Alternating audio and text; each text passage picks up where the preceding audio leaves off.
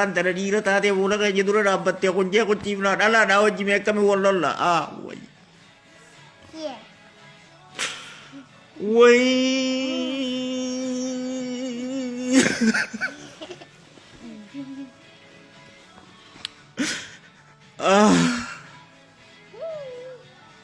izin apa? Hah?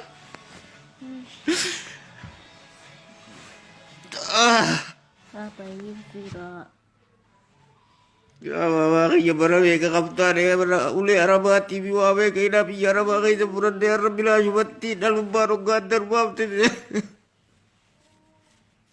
Apa izin? Apa izin? Apa izin pira?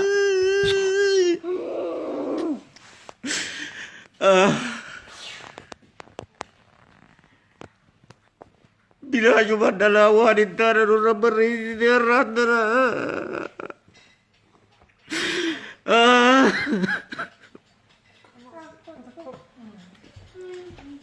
tidak rantara mau teman lagi kabarnya tidak rantara karena tinggal rasa yang kan dia dalam nututi woi tari babi ya taran sedel lu karena awat mereka bakat tuh babi ya bangke tetenya rantara Sudah gitu.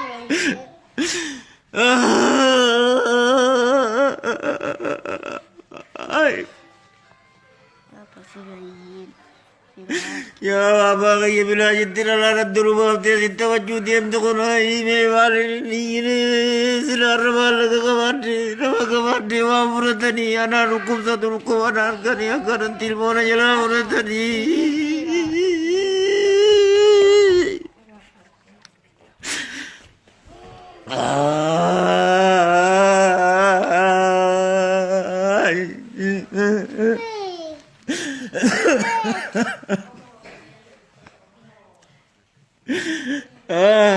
silaran terbuat mana kia kawan silaran terlebih kia kawan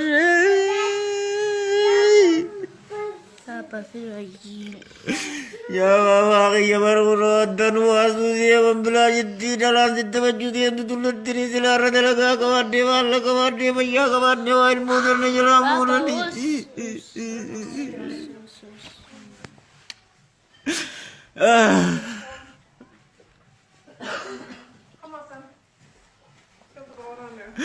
woi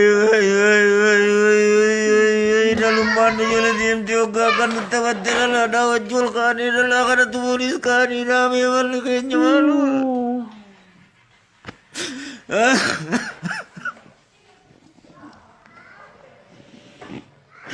silara irtina durana betel mo dirabu na jette warna narsi tu silara irtina rahu te wa tak ara tak kabun alumman jala diam teo karan tara sabdi tu ma bilashi tilmo tara daru bab te ka barang gora me rasare dan sare tinjiru nama tinjiru woi biya demokrasi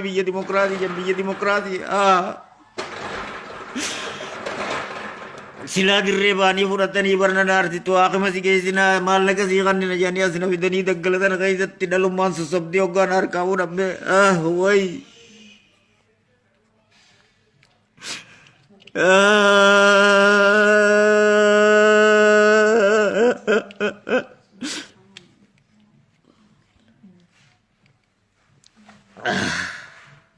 Apa sudah izin?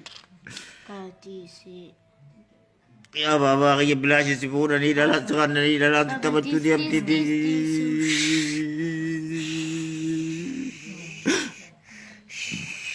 sudah izin.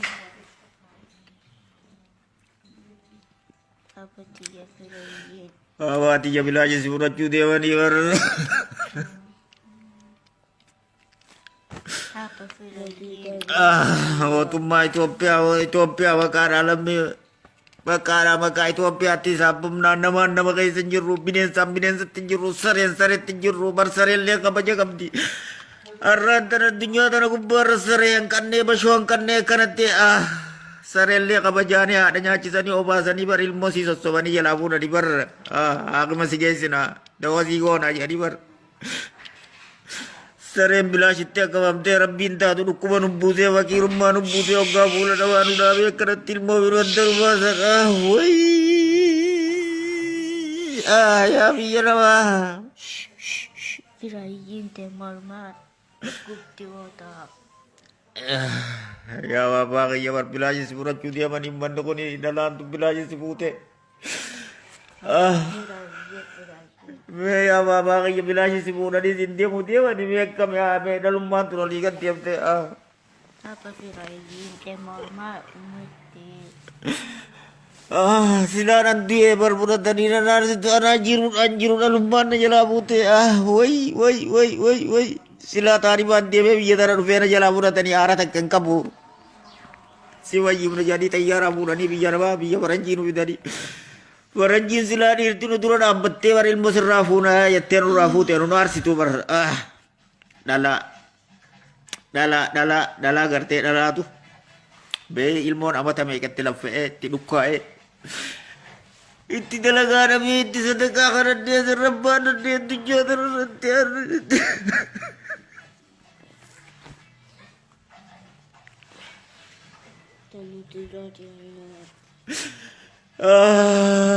Isilaan rootoo ijoollee tana fuudhe duratti rabbiin gurruu hirarraa fudhatee bareeda turteeni.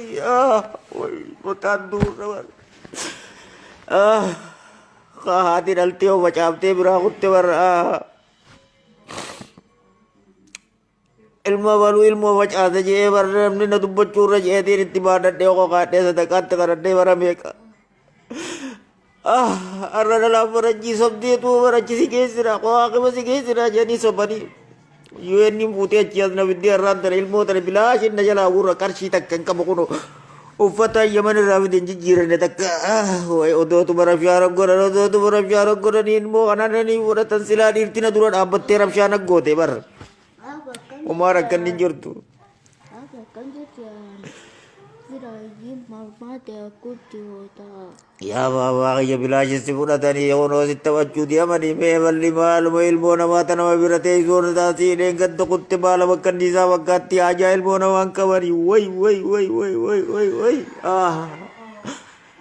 Namni na daawwachuuf jiru sagalee xiyya tana fuudhaa abiyyi amma bira naa keessa bilaashitti ilmaan babbareedaa kana dulloonni faranjii itti taphata. Biyya qabne illoonuu. Odoo biyya qabnu ilmoo babbareedduu tana ilmoo dulloota faranjii bira geessanii faranjiin ittiin taphachuurra yaara ilmoon tun isin anfaati mootummaa Itoophiyaa. Yoo saba keetuufoo naasuu qabaattu taate an silaa kutte ilmoo xixiqqoo babbareedduu tana bilaashitti faranjiin itti taphattee akka beektaa gootu. Namni waan kana daawwachaa jiru ilmaan babbareedaa kana bilaashitti ilma dulloonni faranjii itti taphachuu ta'a. Bilaashitti nuti karaa taarimaan hin dhufne biyya tana amata meeqa maqattummaadhaan yaman keessa teenyee biyya tana dhufne bilaashitti akkana kunoo nutti taphatanii fudhachuu jiran namni suuraa tan arku jirtan kunoo boru ganama adda nu baasuu deeman ilmoo tana. Dulloota faranjii kan nu deeman. Ijoolleen tun heegaree biyya teessaniif yaa mootummaa Itoophiyaa yaa safaanaa Itoophiyaadha. Bilaashitti ilmaan keessanitti biyya rabaa keessatti ilmaan Itoophiyaa taphatama. Biyya faranjii keessatti ilmaan Itoophiyaa itti taphatama. Heegaree biyyaaf isinii taati ilmoon tuni. Bilaashitti dulloota faranjii fudhattee ittiin taphatinan silaa kute. Yoo kas lammii teessaniif naasuu qabaattan kunoo. Ilmoon tun kunoo tana ilmoon tun tana namni harkatun cufti sheer godhaadha biyya amma biraan gaya safaraa Itoophiyaatiin gaa siyaasota Itoophiyaa siyaasota Oromoota lammii Oromoo biraan gaya akka jirtanitti kunoo warri biyya faranjii jirtan warri biyya Ameerikaa jirtan bilaashitti faranjiin haakime isin geessaa jettee kunoo bilaashitti asii sossobanii irraa fuudhuu deeman boru ganama fudhachuu deeman ijoollee akka jirtanitti iyyadha addunyaa tana guututti iyyaadha yoo inni naa fuutee biyya teenya nu deebiftu biyya qabna boo'i biyya teenyaa fudhumna bilaashitti as keessatti nu murra. Bilaashitti amata torba guutuu yaman gara keessa sadaqaatti kadhadhee itti makiinaa dhiqee as fidee irra faranjiin amatuma tokkoo fi baatii shanitti bilaashitti na harkaa fuudhu deemtu kunoo. Haakime isin geessinaa jedhanii daggalatan keessa nu fidan. Baabaa kiyya bilaashitti isin fuudhanii gaafattoo gurbaa mucaan as taasisan akkasi baala bakka isaa fakkaattee jee kaartoon isin dura bananii isin itti taphachuu deemanii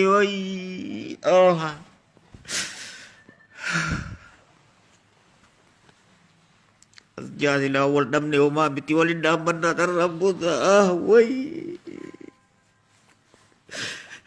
Ansila unjiran tu simbo tanah kia jiran rakam itu ni sila aku tu renji sila udah pembijak kau ni sila aku pemerintah wai biar apa wai mau tumbar apa wai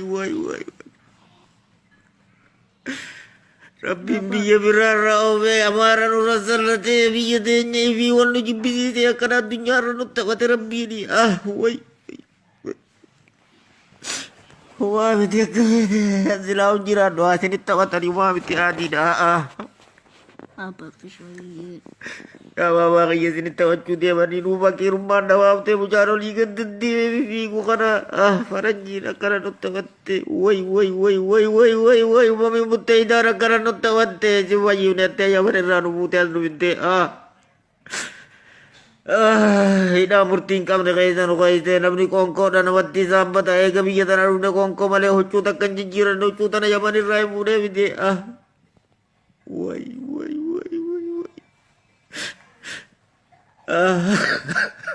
amat toko ibati jajir kono Apa mana hakim asing gezi ne tela la nu bude daggala kai no videwan intane no rabbar raitani arad no ga ilmo tan boruga na fuda tan duwani me akam je dala tan duru akam je tin dapat dabe namni dawacha yir tambikkat ufa beka UN dit bika ma dunya guturat aka share gotan motumma itu bete ka share gotan siyasat aba oromo ratte ka share gotan ilman kun hegeri theisan isim fayyada faranjin bilashi furatte titabatte khartona biro khaise tumaranya chudaf jolen jiratte baratte himbarat tulen gadda sinawa me kana biro gurani kuchisani ansilaw khote ilmo tana yo hegere biyete isani daba siyasa oromo da kasih warra Ethiopia guututti kono ilmoo tana bilaashin boroganama fudhachuu deeman rakkina takka dhaba ilmaan kana ana kasadaqaa kadhatee itti asiin gee yamanitti haati dhalte facaaftee kuttee maqaan baduu wayya ji'eetiin itti kaftee itti dhukkaawee as fidee arraan tana faranjiin bilaashitti kabajaana dhorkite shaaraa gubba gannaariitee ilmaan fudhachuu deemti. Kanaafuu mootummaan Itoophiyaa dhaaba siyaasa uummata Oromoodha. Ilmoon tun hegeree isin fayyaddi ansilaa kute akhiraarran jirana dhukkubaa wani kanaafuu ilmoo tana yoo saba keeysanii quuqama qabaattan dirmadhaadhaaf yoon kaanis dirmachuu baattanii silaa'uu namni silaa quuqama sabaa qabaattanii kaan biyya Soomaalee keeysatti haftee kaan biyya Yaman keeysa haftee kaan Awurooppaa keeysa haftee Kanumaafu dirmadhaan silaa ilmaan kana dirmadhaan naan dirmatinaadha ilmaan kana bilaashitti dulloonni faranjiitti taphata nyaachisee hin nyaachisu barsiisee hin barsiisu ilmaan meeqaantam dheengadda siina biraa oofan baala bakkanniisaa fakkaatti baala bakkanniisaa kaartoona dura bananii barnoota hin qabdu waan takka hin qabdu kanaafuu ilma namaa faranjii fi ilmi namaa UN'n itti taphachuu jirtan addunyaa irratti itti taphachuu jiran isin gargaarra. Namni nyaataa dhugaatii biyya biyyarraan baan namni rakkateeti dhaaba siyaasaatiin biyyarraa yaa'e yaa mootummaa Itoophiyaadha hamaqaa Oromoo himatee jechu gubbaata Oromoodhaa dubbadhu dubbattee addunyaa nu beeksiftee ammallee nu dubbadhu cal jettee maqaa keenya himattu Oromoo saba Oromooti janiin nu dubbatanii addunyaan guututti raisa qabdan janiiti baadilamne addunyaa keessatti biyya keessa baadilamne jirraati nu dirmadhaa rabbii jaati. Akkasiiti sheer walii godhaadhaa sagalee tana waliin geeyaa biyya mootummaa Itoophiyaatti ergaa UN'tti ergaa boru ganama ijoolleedha wal dhabnee jirra dhalaadha wanni na harkaa fuudhuu deemu tun dhiiran taane yoon dhalaa wajji wal mee haadha tiyya faadha akkamittiin haadha tiyya tanaa wajji wal lola obboleechi tiyya faadha akkamittiin wajji wal lolaan bee ani isaan meeqaantamii tanaa wajji dhiirti silaa taatee rakkinni hin jiru kanaafuu dhalaa nu qaceelchitee UN'n ilmaan nu harkaa guurjechiisaa jirti bilaashitti ilmaan dhabaa jirra. Kana akkasi sheer walii godhaadhaa mootummaa Itoophiyaatiif dhaaba siyaasaa Oromoo cufa bira gayaa yoo quuqama sabaa ka qabaattan taate kan qabaanne taatis alallaa duraanuu rabbiin nu baadila addunyaa irratti baadilamnee jiran akkasii nagayaan jiraadhaa.